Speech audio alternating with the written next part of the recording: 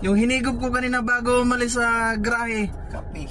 nag-expire na. Wala nang visa, kaya ramdam na ramdam ko na yung antok. So ngayon, bago tayo magpatuloy sa ating biyahe papuntang Lawag, Ilocos Norte, hihigop ulit tayo mga bade. Higop! So wala tayong kape na higop dahil pag alis natin sa grahe, kape ang hinigop natin, yung coffee stick na matapang, kaya nag-expire na yon. Ilang oras na nakalipas, kaya naramdam ko na yung antok. So ngayon, hihigop tayo ulit, at ang hihigupin naman natin para mawala ang ating antok ito, Cobra. Yan, Cobra. Ito yung higupin natin ngayon para mawala ang ating antok. So tingnan mo, tingnan nyo mga pade kung paano natin higupin, ha. Hindi pala higop, inom pala. Inom pala, hindi pala higop. Inom pala, inom. So ito lang yung pangpatanggal ko antok, kung hindi kape, Cobra. So syempre umiinom din naman ako palagi ng tubig.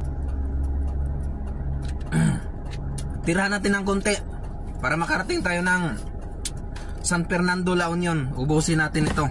So yan na, magpatuloy tayo sa ating biyahe. At salamat sa Panginoon at magandang panahon, magandang aming biyahe. So yan.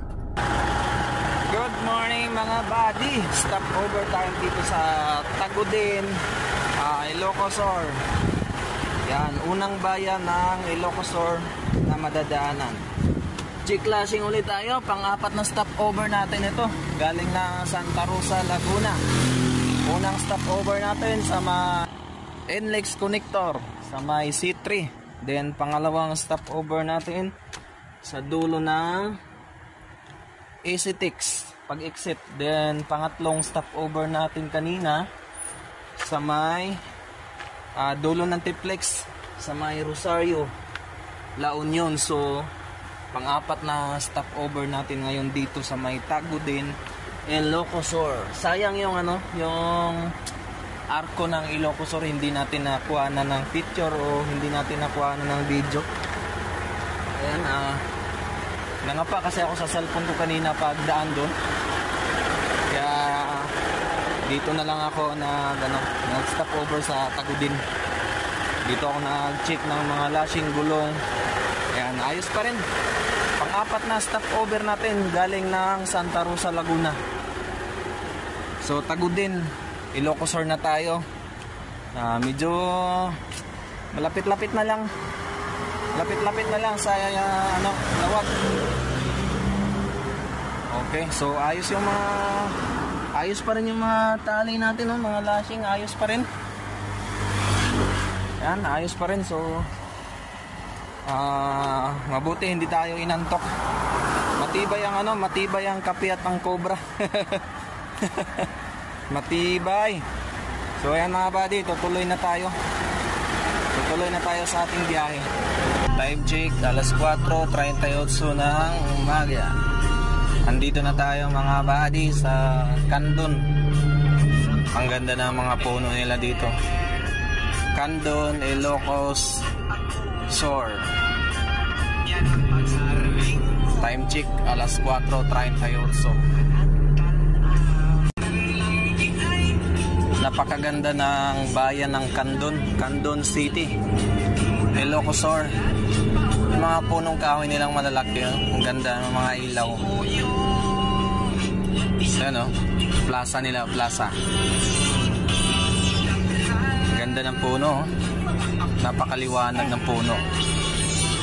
Kaso napakasikip ng kanilang kalsada dito. Ganda, Candon City, Ilocos Sur. Yan, mag-stop over ulit tayo bandang Vigan. Okay, Vigan City, Ilocos Sur. Drive ko pa ba? Drive ko. Yan, Vigan City.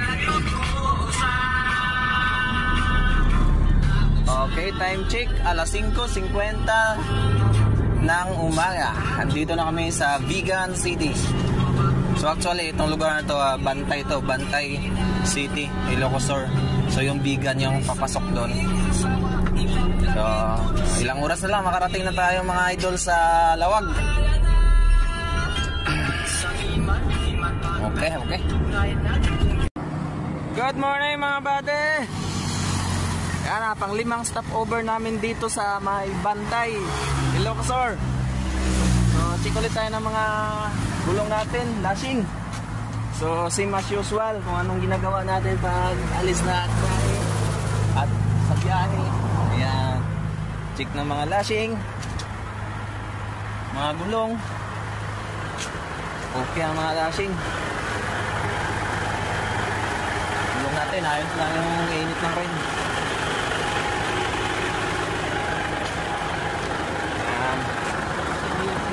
Bye! Morning! Yan, pang 5 stopover namin dito.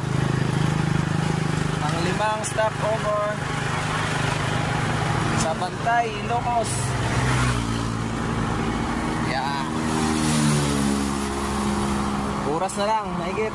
Nakakarating na tayo ng Lawag, Ilocos Norte. So ayos lang yung gulong natin, ayos lang yung init ng rim. Hindi masyado nag-iinit dahil nagre-retarder lang tayo kapag ka nagme-minor. Hindi tayo gumagamit masyado ng frame. Okay, alright. Umihi na rin kami dito mga buddy. Oras, alas 5:55. So yan, tuloy na kami sa aming biyahe papuntang Lawag. Ingat. Time check mga buddy, alas 8 sarado. At nakarating din kami dito sa Mitsubishi Motors, Lawag City, sa Ilocos Norte. Ha? Dito tayo sa kabila magbaba. So yan, dito kami magde-deliver.